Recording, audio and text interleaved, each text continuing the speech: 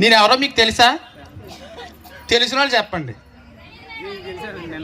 నేను ఒక ఇజ్రాని, కానీ మీరు పూర్తి పురుషులు, పూర్తి స్త్రీలు.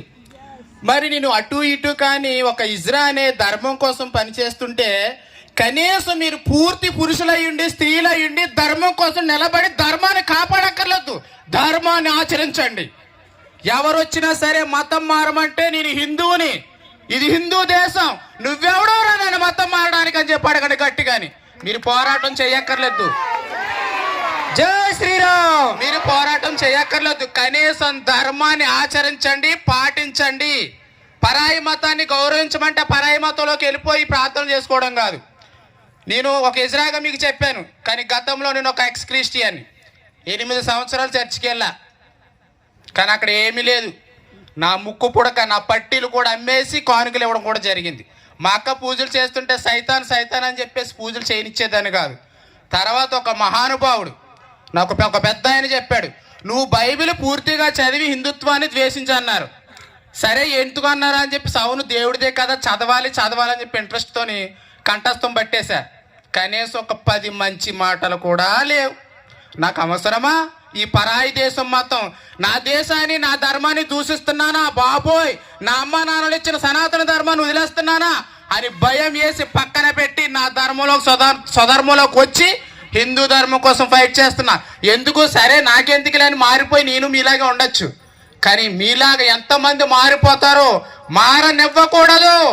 ఈ దేశం హిందూ దేశం అని చెప్పి కంకణం కట్టుకుని నాకు ఎన్ని ఇబ్బందులు జరిగినా, నన్ను ఎన్ని బెదిరింపులు కావాల్సి వచ్చినా, ఎంత పాస్టర్లు ఎంతమంది బెదిరించినా, ఎంతమంది క్రిస్టియన్లు బెదిరించినా తగ్గేదే లేదంటూ ధర్మం కోసం నిలబడ్డా. జై శ్రీరామ్, జై శ్రీరామ్.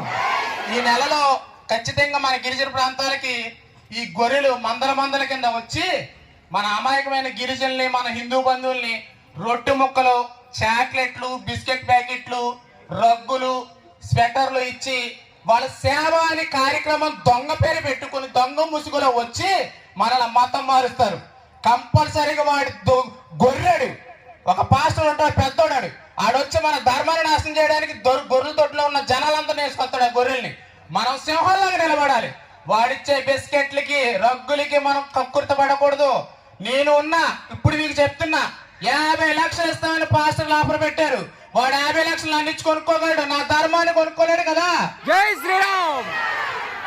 అలాగే మీరు కూడా వాడిచ్చే బిస్కెట్లకి, చాక్లెట్లకి కక్కుర్తపడి తీసుకోకుండా, నేను హిందువుని, నీకు కావాల్సి నేనే ఇస్తా, మరి రాముల వారి ప్రసాదం పెడతా, బొట్టెట్టుకు అని చెప్పానండి, దెబ్బకు దొబ్బేస్తారు. కానీ నాకెందుకులే అని అనుకున్నారనుకో, ఉన్నదల్లా ఒకటే దేశం, మన భారతదేశం హిందూ దేశం. పక్కనున్న బంగ్లాదేశ్లో, పాకిస్తాన్లో మన హిందువులకు చోట్లేదు.